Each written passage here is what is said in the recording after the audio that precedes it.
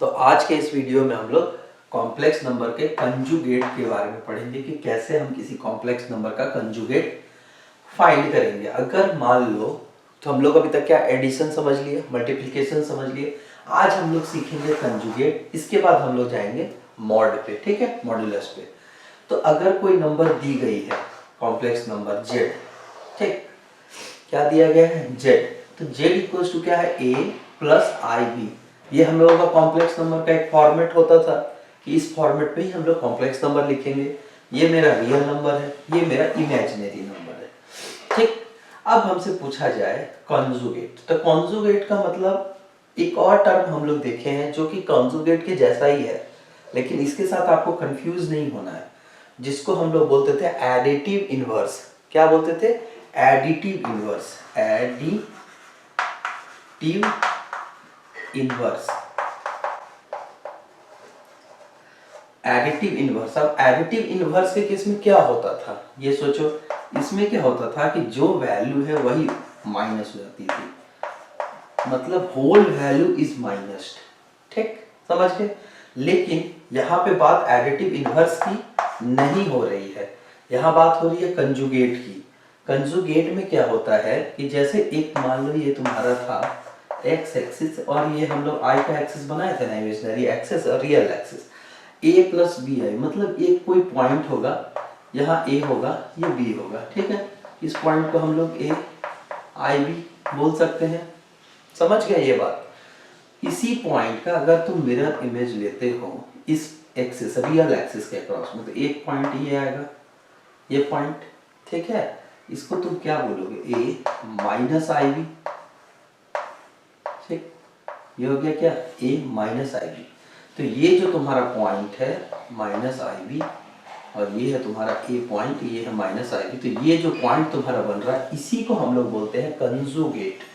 इसको बोलते हैं इस पॉइंट को, अगर तुम इसके यहाँ पे अगर कोई पॉइंट है इसके रियल इमेज के अक्रॉस में अगर तुम बनाते हो एक मिरर इमेज, तो ये पॉइंट क्या आ जाएगा? यहाँ आ जाएगी, तो यहाँ पे जो बनेगी वही उसकी मिरर इमेज होगी, और जो मिरर इमेज है उसी पॉइंट को ही हम लोग कंजुगेट पॉइंट बोलते हैं। एडिटिव इनवर्स में क्या होता था, पूरा माइनस हो जाता था, रियल भी और इमेजिनरी, और जब जोड़ते थे तो क्या वैल्यू आ जाएगी? ए और ए कैंसिल हो जाएगा, माइनस पार्ट कैंसिल हो जाएगा, जीरो आ जाएगा, ठीक है। तो इस कंफ्यूजन को दूर रखना कि एडिटिव इनवर्स और कंजुगेट दोनों अलग अलग बात है। अब देखो इसको आगे बढ़ते हैं, ये समझिए, ठीक। अब देखो इस पे क्या है कि कुछ प्रॉपर्टीज है, जैसे कि अगर तुम इसको z और इसका कंजुगेट, कंजुगेट को डिनोट कैसे करते हैं? z के ऊपर में एक बार लगा के, समझ गए। अब कंजुगेट लिखेंगे तो क्या लिखेंगे? माइनस आई बी, जो हम ऑलरेडी देख चुके थे कि माइनस आई बी होता है। अब इससे क्या होता है कि इसी से रिलेटेड दो तीन प्रॉपर्टीज आएंगे तुम्हारे पास। जैसे सबसे पहला चीज, अगर तुम किसी का कंजुगेट बनाओ, ठीक, फिर जैसे ये पार्ट है ना, इसको 1 मान लिया, इसको 2 मान लिया। अब देखो 2 में क्या है? कंजुगेट है, तो ये है। इस कंजुगेट के ऊपर और एक कंजुगेट हो जाए तो क्या होगा? तो सेम वैल्यू रह जाएगा। कैसे? पहले कंजुगेट होने से माइनस हुआ, दूसरा कंजुगेट होने से प्लस हो जाएगा, समझ गए। इतनी सी ही बात है। क्या हुआ कि एक कंजुगेट होने से क्या हुआ? माइनस, तो इसके कंजुगेट करेंगे तो ये आ जाएगा। तो दो बार अगर किसी को तुम कंजुगेट कर दो तो वो सेम वैल्यू रह जाता है। Property number 1। दूसरा देखो, दूसरा पार्ट क्या है कि अगर तुम किसी भी कंजुगेट को, उस किसी भी नंबर, कॉम्प्लेक्स नंबर को उसके कंजुगेट के साथ जोड़ देते हो तो क्या वैल्यू आएगी? आप ही बताओ। तो यहाँ देख लो 1 और 2 से क्या वैल्यू आएगी? इसको अगर तुम ऐड कर दोगे तो ये पार्ट कैंसिल हो जाएगा, तो ये क्या हो जाएगा? 2a हो जाएगा, मतलब twice a real number, twice a real number हो जाएगा। समझ गए? इतनी सी बात है। Twice a real number of real part of z, ठीक, twice a real part of z, ये हम लोग समझ गए। अब देखो ये प्लस का था, अब माइनस कर देते हैं 3। इसमें क्या करो? z माइनस z, अब माइनस कर दो, तो माइनस कर देंगे तो क्या हो जाएगा? यहाँ माइनस आ जाएगा, यहाँ प्लस आ जाएगा। देखो ये 1 पार्ट है, इसका तुम वैल्यू लियो, ये लिए, ठीक, माइनस कर दो, माइनस z बार, ठीक, ये माइनस में आ गया तो क्या आ जाएगा? माइनस a हो गया, ये हो गया तुम्हारा प्लस आई बी, तो क्या वैल्यू है, इस दोनों को अगर तुम जोड़ते हो तो ये और ये कैंसिल हो जाएगी, ये वैल्यू क्या हो जाएगी, ट्वाइस ऑफ इमेजिनरी पार्ट। तो हम लोग लिख सकते हैं ट्वाइस ऑफ आई बी है, मतलब twice of imaginary part of Z. अगर दोनों का माइनस करते हैं, सब्ट्रैक्शन करते हैं तो क्या आता है, twice of imaginary part. Addition करते हैं तो ट्वाइस ऑफ रियल पार्ट। ठीक, ये हम लोग समझ गए इतनी दूर तक। अब जाते हैं हम लोग इसके, यहाँ 3 हो चुका है, पहला हो गया था, दूसरा, दूसरा हो गया था, अब तीसरा देखो, तीसरा देखो, थर्ड क्या कहता है, थर्ड क्या कहता है कि अगर तुम जेड है कोई नंबर, ये नंबर तो तुम्हारा ये है, इज इक्वल्स टू, अगर इसके बराबर है, जो जेड है वो कंजुगेट के बराबर है, ये और ये दोनों बराबर कब हो सकता है, सोचो। कंजुगेट है तो ये पार्ट अगर नहीं अवेलेबल हो तभी ये बराबर हो सकता है, समझ गए। तो इसका मतलब तब क्या होगा, z क्या होगा, तुम्हारा रियल नंबर होगा, इमेजिनरी तो होगा ही नहीं। क्यों, क्योंकि देखो ये पार्ट जब भी माइनस होगा तो ये कभी भी बराबर होने नहीं देगा। ठीक है, तीसरा नंबर पॉइंट ये हो गया। अब आते हैं चौथे नंबर पे पॉइंट पे।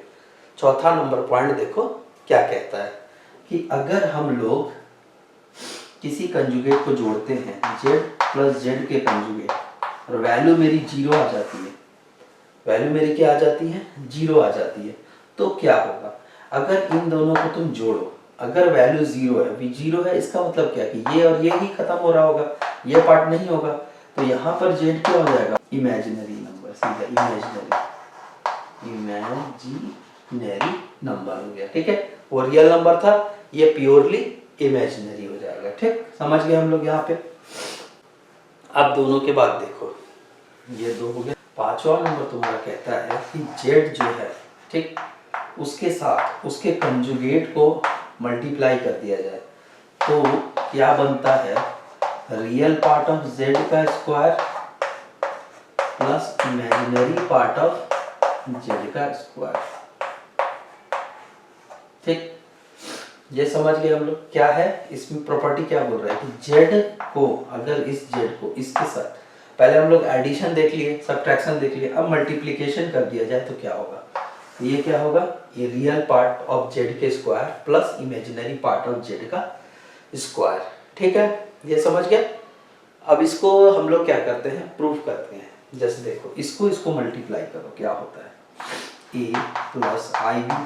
ठीक है, मल्टीप्लाई कर देते हैं ए माइनस आई बी से। ठीक, ये समझ गए मल्टीप्लिकेशन। इससे पहले हम लोग कर चुके हैं, तो अब क्या देखो, ए का हम लोग 2 तरीका लिखे थे, क्या लिखे थे यहाँ पर कि यहाँ ए लिख दो, यहाँ आई बी लिख दो। ठीक है, और यहाँ ए लिख दो, यहाँ आई बी लिख दो। ठीक, लिख दिए, माइनस है यहाँ पे, बॉक्स बना दो। अब देखो, ये ए का क्या था, ए स्क्वायर। ठीक, अब ये देखो, यहाँ पे क्या हो गया, माइनस आई बी ए, यहाँ पे क्या हो गया, आई बी ए, आई बी ए। अब इन दोनों का क्या हो गया, माइनस आई स्क्वायर बी स्क्वायर। ठीक, ये हो गया। अब सबको हम लोग क्या किए थे, जोड़ दिए थे, तो क्या हो जाएगा, ए स्क्वायर, ये प्लस ये माइनस, खत्म, ये बच गया। और माइनस आई स्क्वायर हम क्या बताया है, माइनस आई स्क्वायर, यहाँ से अगर हम लोग लेते हो, यहाँ 1 है, यहाँ -1, यहाँ आई है, ये था आई स्क्वायर जो कि कितने के बराबर, -1 के। ठीक, तो ये हो गया तुम्हारा माइनस माइनस प्लस। ठीक है, प्लस बी स्क्वायर, ये आ गया था तुम्हारा वैल्यू, ए स्क्वायर प्लस बी स्क्वायर।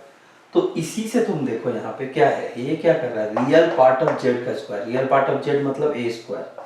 ठीक, और इमेजिनरी पार्ट ऑफ जेड का स्क्वायर मतलब बी स्क्वायर। यही हमको प्रूफ करना था, ये प्रूफ हो गया।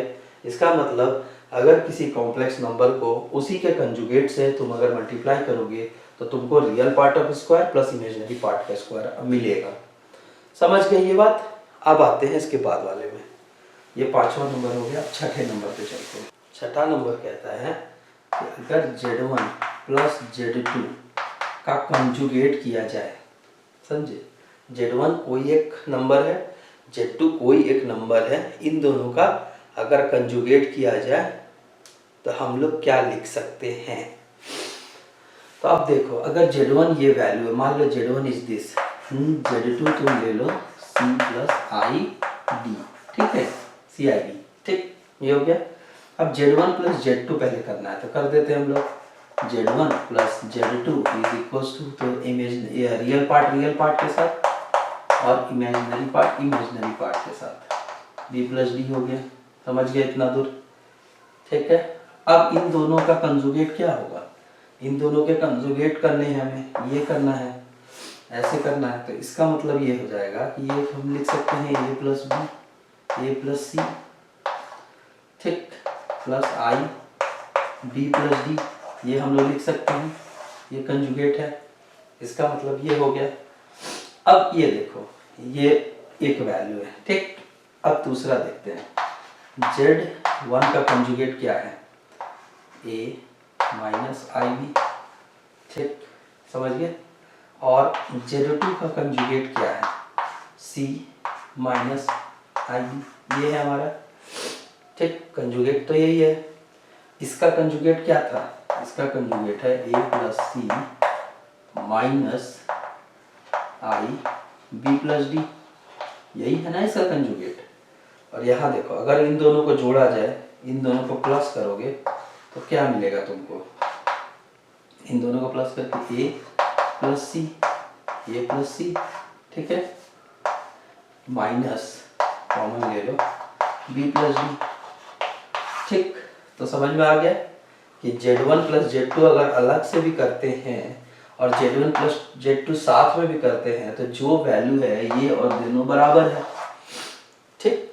तो हम लोग इससे ये बात लिख सकते हैं डायरेक्टली कि Z1 प्लस Z2 का whole conjugate is equals to Z1 plus Z2 का सेपरेट कंजुगेट। समझ में आ गई 6 नंबर पॉइंट, कि हम लोगों को जब Z1 प्लस Z2 का होल कंजुगेट पूछेगा तो हम लोग अलग से भी अगर कंजुगेट से सॉल्व हो रहा होगा वो क्वेश्चन, तो हम लोग उसको डायरेक्टली इस प्रॉपर्टी को यूज करेंगे। इसी तरह से 7वें नंबर में आप लोग क्या करोगे? Z1 माइनस Z2 का पावर है तो क्या हो जाएगा? Z1 माइनस Z2 अलग से, ठीक। इसको आप लोग खुद से कोशिश करिएगा सॉल्व करने का।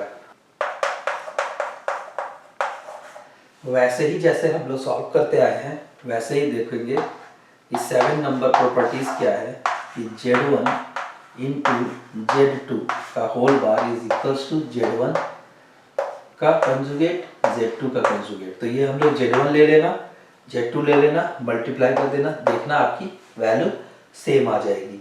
वैसे ही 8 नंबर में क्या बोल रहा है? Z1 बाई Z2, ठीक, Z1 डिवाइडेड बाई Z2 का whole conjugate is equal to हम लोग लिख सकते हैं Z1 का बार बाई Z2 का कंजुगेट, ठीक। समझ गए हम लोग ये बात? ऐसे ही हम लोगों को आगे बढ़ना है। तो कंजुगेट हम लोगों का आज खत्म हो गया है। अब हम लोग इसके ऊपर सॉल्व एक न्यूमेरिकल करेंगे, फिर हम लोग जाएंगे मॉड्यूलस पे।